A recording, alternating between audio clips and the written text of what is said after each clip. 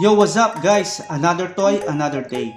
This is your boy Rommel and I'm uploading my new latest unboxing video of my new haul and grab toys and action figures that I think is cool and worthy to collect as a toy and action figure collector. This figure came from the ZD Toy line Marvel Gamerverse store. So what we are waiting for? Let's start the unboxing. And this is our main figure. This is the front of our box.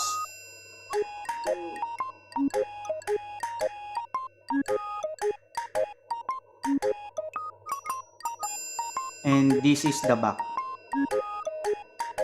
I will stop the rotator so we can see it properly. So this is our ZD Toys Marvel Gamerverse store.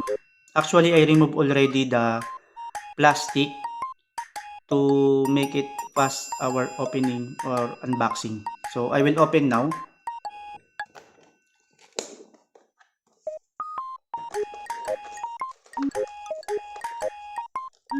This is the main figure inside the box.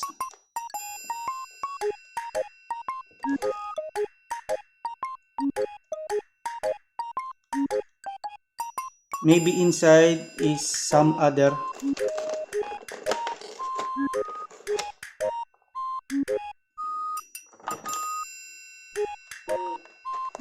items included in the action figure.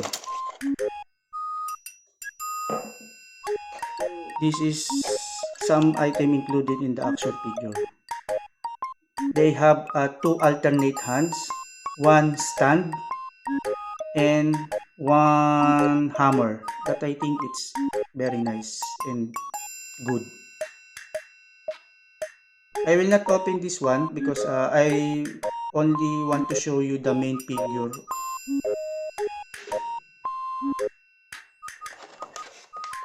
This is our main figure.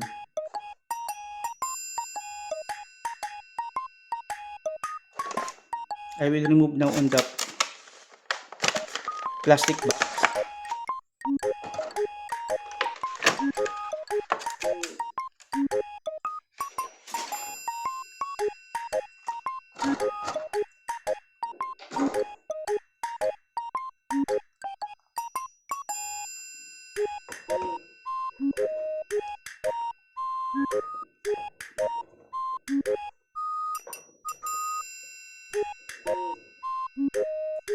And that is the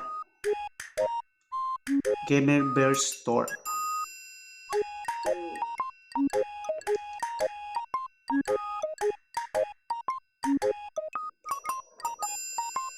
They included with a cape, and this is the back of the cape.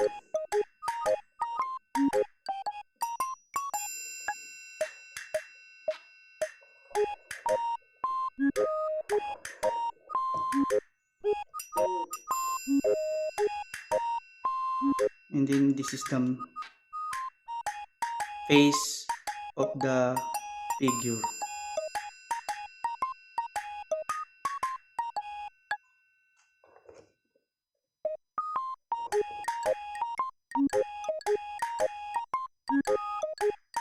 So that's it. I hope you like it, my unboxing.